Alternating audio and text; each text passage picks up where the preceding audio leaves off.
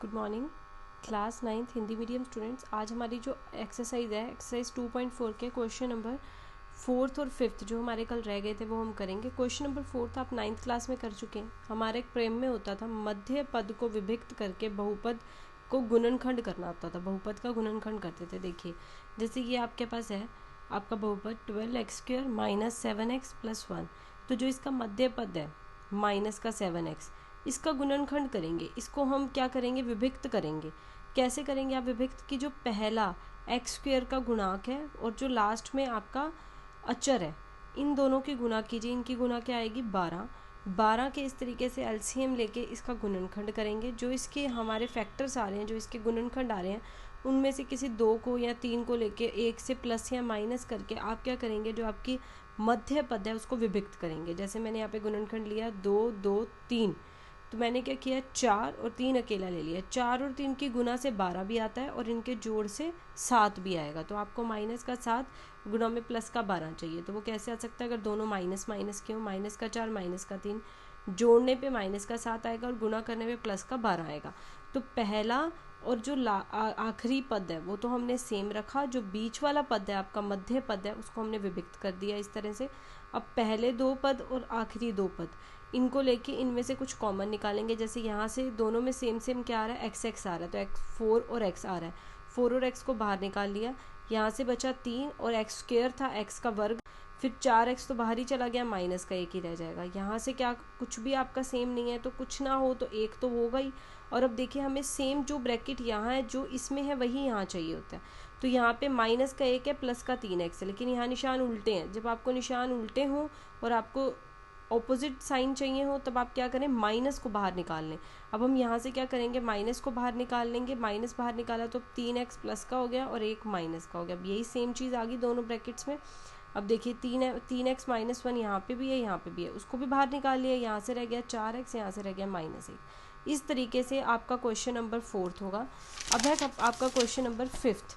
Question 5 में x³ minus 2x² minus x plus 3, मतलब ये एक ऐसा बहुपद है जिसकी सबसे बड़ी घात 3 है। इसको निकालने का जो तरीका है वो क्या रहेगा कि आप क्या करेंगे, क्वेश्चन 5 सारा आपका इसी तरीके से होना है। आपको रफ पेज पे, एक रफ जगह पे अपने तरफ से प्लस माइनस में नंबर लेने हैं, इस तरह से कि हम x की जगह पे कोई भी ऐसा नंबर पुट करके देख रहे हैं जिससे कि बहुपद 0 हो जाए। तो मैंने क्या किया, अलग अलग करके देखा रफ में, तो जिससे आपका आंसर 0 आ जाएगा फिर आप उसको फेयर में उतार लीजिए। यहाँ पे फिर मैंने जब रफ में करके देखा तो फिर मेरा आंसर 1 से 0 आ रहा था, तो मैंने 1 को यहाँ पे उतार दिया कि अगर मैं x को 1 मान लेती हूँ, अपनी तरफ से मैंने मान लिया x को 1, तो यहाँ पे जहाँ पूरे बहुपद में जहाँ जहाँ पे x है वहाँ पे 1 लिखा। 1 का घन -2, 1 का वर्ग -1 प्लस 2। 1 का घन 1 ही होता है, 1 का वर्ग 1 होगा, -1 प्लस 2। 1 -2 को 1 से गुना किया -2, -1 प्लस 2। अब प्लस के 1 से -1 कटा, माइनस के 2 से प्लस का 2 कटा, तो यहाँ से कुछ भी नहीं बचा, तो आपके पास क्या आ गया 0। तो इसका मतलब x बराबर 1 जो है वो इसमें पुट करने से इसका जो है वो 0 आ रहा है। तो ये इसका एक गुणनखंड बनेगा, लेकिन एक ही गुणनखंड बन रहा है ये। तो अब आप क्या करेंगे, यहाँ पे आपको जितनी बड़ी घात जितनी हमारी घात होती है उतने ही गुणनखंड होते हैं। पीछे आपकी घात 2 थी सबसे बड़ी, तो आपके 2 गुणनखंड बने थे। यहाँ पे घात 3 है तो 3 गुणनखंड बनेंगे। एक तो गुणनखंड यहीं से बनेगा कि x बराबर 1 है, तो 1 इधर आ जाएगा, माइनस का हो जाएगा और बराबर में कुछ भी नहीं रह गया तो 0। तो एक गुणनखंड तो इसका ही हो गया x - 1। तो आप क्या करेंगे, जैसे हमने पीछे किया था भाज्य से किया था, इस तरीके से विभाजन एल्गोरिथम से आप इस पूरे के पूरे को x - 1 को इस बहुपद से भाग करेंगे। तो अब आपने जब इसको भाग किया तो जो आपका भागफल आएगा वो आपका एक ऐसा बहुपद आएगा जिसकी घात कितनी होगी, सबसे बड़ी 2।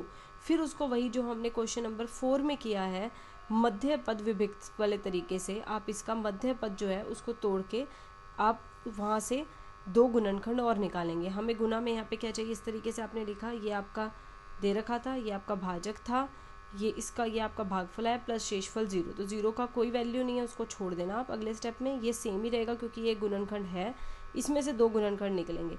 आपको गुना में -2 चाहिए, प्लस माइनस में 1 चाहिए, तो इसके आपके 2 और 1 यही फैक्टर बनते हैं, यही गुणनखंड बनते हैं। तो अब आप क्या करेंगे, इसको खोलें इस तरह से कि आपका गुना में -1 आए, प्लस माइनस में माइनस, नंबर माइनस का होना चाहिए। तो 2 और 1 में से बड़ा कौन सा है, 2, तो माइनस का 2x प्लस का 1x रहेगा।